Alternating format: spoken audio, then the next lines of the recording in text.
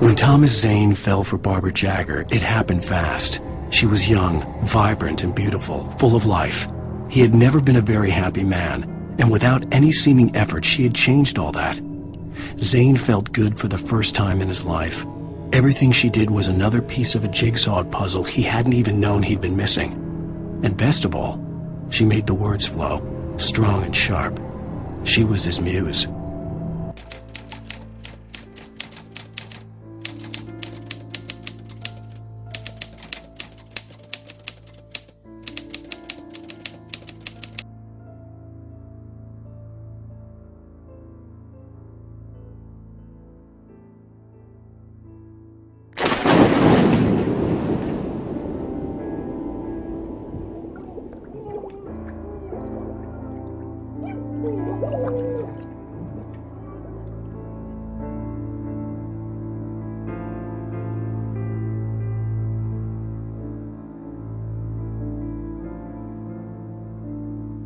Zane could feel the poems, taking form, shaping things.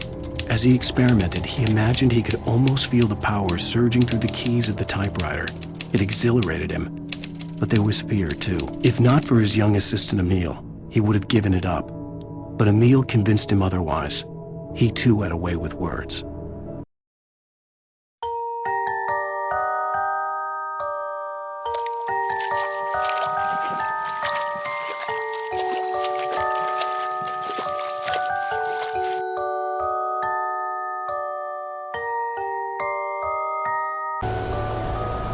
You're not my Barbara. Tom, let me go.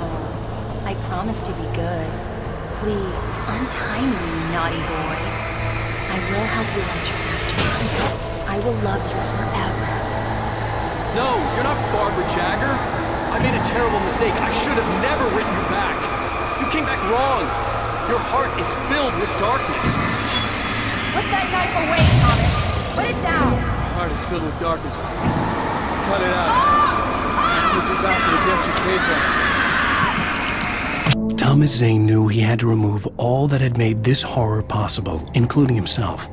That was the only way to banish the dark presence he had unleashed and now looked at him through the eyes of his dead love. But he also knew that despite his best efforts, it might someday return. So even as he wrote himself and his work out of existence, he added a loophole as insurance, an exception to the rule. Anything of his stored in a shoebox would remain.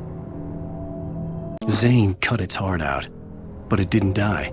The thing that wore Barbara's face kept crooning sweet nothings sugar-laced with poison. He put on the suit, untied the monster from the chair. The thing in his arms thrashed weakly, but he held fast. He stepped outside, off the pier, and into the dark water, a sinking pinprick of light descending toward a bottom that never came. As I was saying, Al, I found all sorts of weird stuff from the local newspaper's archives. This place is crazy! Disappearances, mysterious deaths, urban legends come true, and, get this, most of this stuff takes place around Cauldron Lake. Well, you ain't wrong, mister. The Indians thought the lake was a doorway to the underworld. I'm the God-fearing type myself. I don't hold with that sort of thing. Yeah, okay. Anyway, there was an island there owned by a guy called Thomas Zane. Now, some of the articles I found about him make him out to be a famous writer, but I ran a bunch of searches, couldn't find a single thing he wrote. Zane was heavily into diving, so much so that the place came to be called Diver's Isle. But the volcano under the lake erupted in 1970, and Zane went down with the island.